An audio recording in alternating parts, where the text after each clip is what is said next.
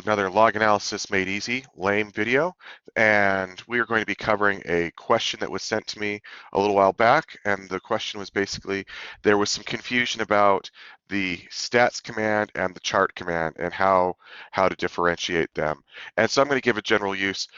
This is the way that I do it. There may be other ways, but as a general rule, I rely heavily on the stats command, not nearly so heavy on the chart command.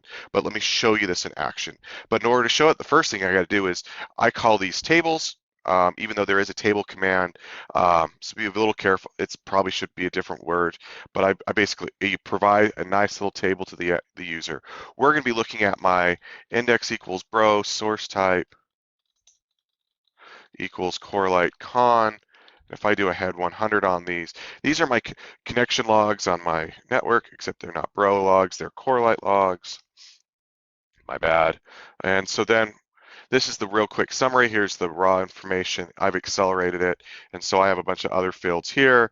And we're going to just grab some fields. I want to see a list of all my fields. The reason we typically call this a table is this here is a table, but it's even easier to read if you use the table command and display it. So give me a list of all my logs. I could do a table star. That's really going to be nasty because that'll take every field, whether you know it or not. You want to see them and lay them out. So I'm going to call out the fields I want. We're going to do a time. We're going to do a source IP, a dest IP, bytes in, bytes out. And no, we don't have bytes in, bytes out. Let's do dest port.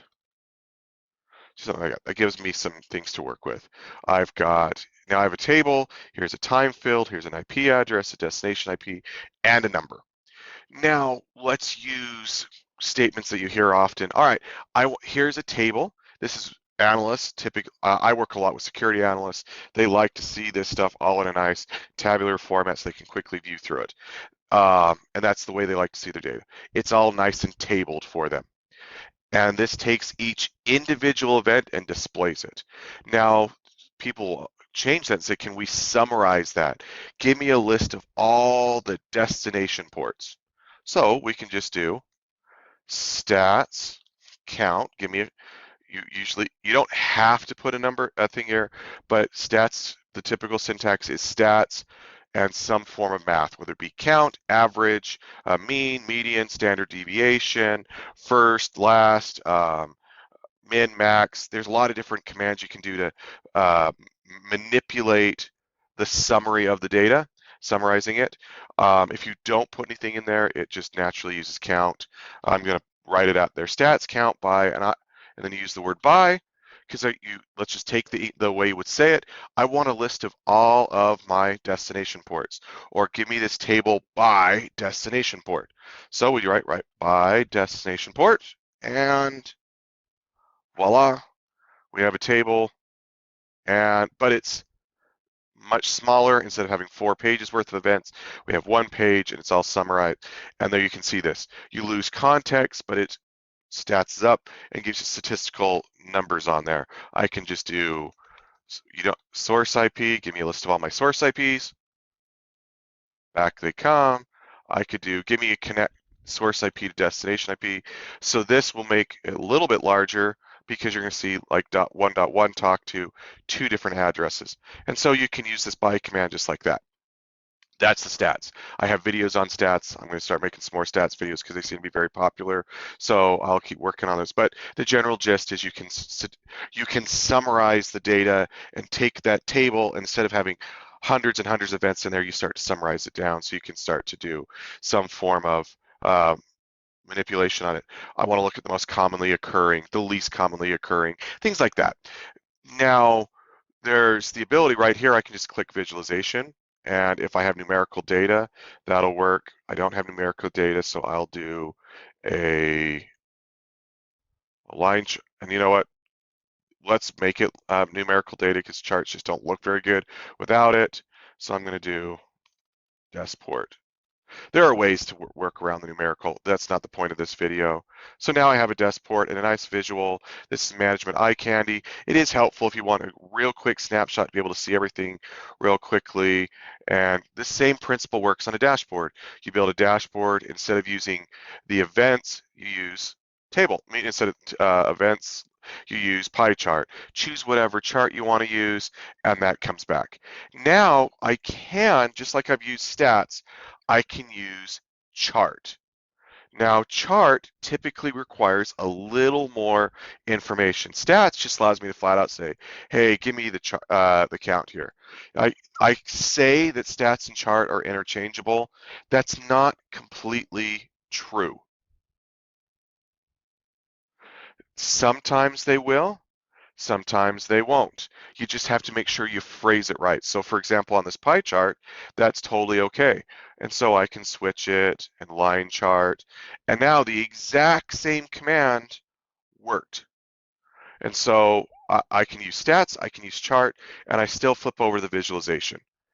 Um, one of the only thing that you see, chart has a whole bunch of other options.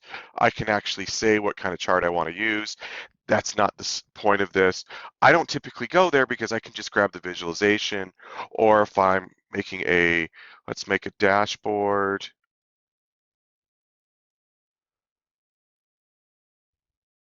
And I come in here, let's grab all this, create a new dashboard,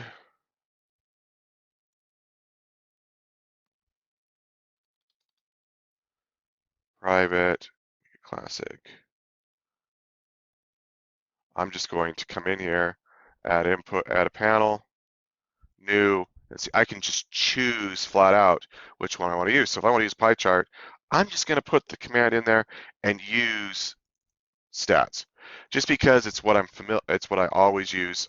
But you can change it and make it a chart. But the fact is, there's always a way to show your stuff without using the chart. So that's why I don't use it a ton, but they are interchangeable.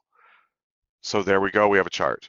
I can also do, there is time chart, which time chart is going to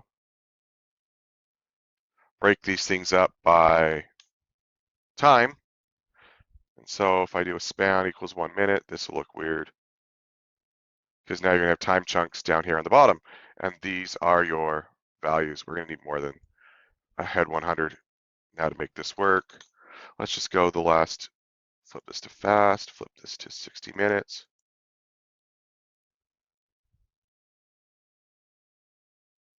You don't like double pipes? Well, that's sad. Okay, let me flip to 60 minutes.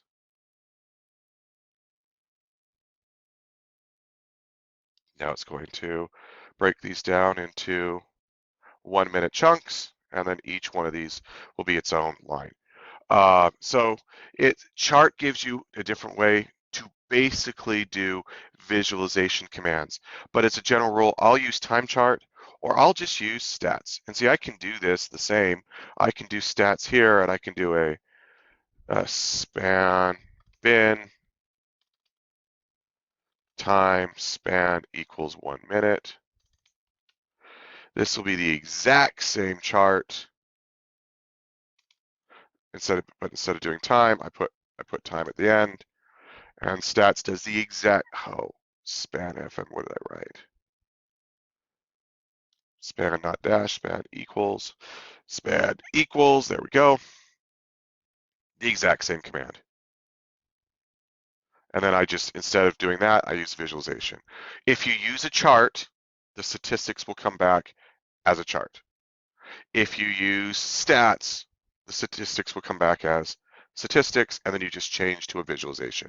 That is really the simple part. There is some little bits of vernacular with charts and stats, but it's really still the same principle. You can use them interchangeably.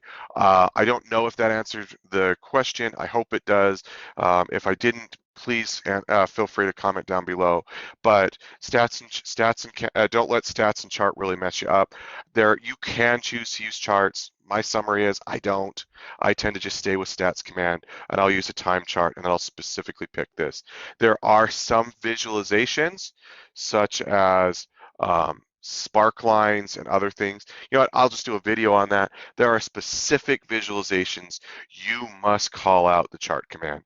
But pretty much, if you can grab the visualization from here, one of these things, you do not need to use the chart command. The chart command is only to give you visualizations that are not here in this little WYSIWYG. Anyway, I hope that helps you. Helps you move from being a lame analyst to a Splunk ninja, and I hope you keep coming back to watch my videos.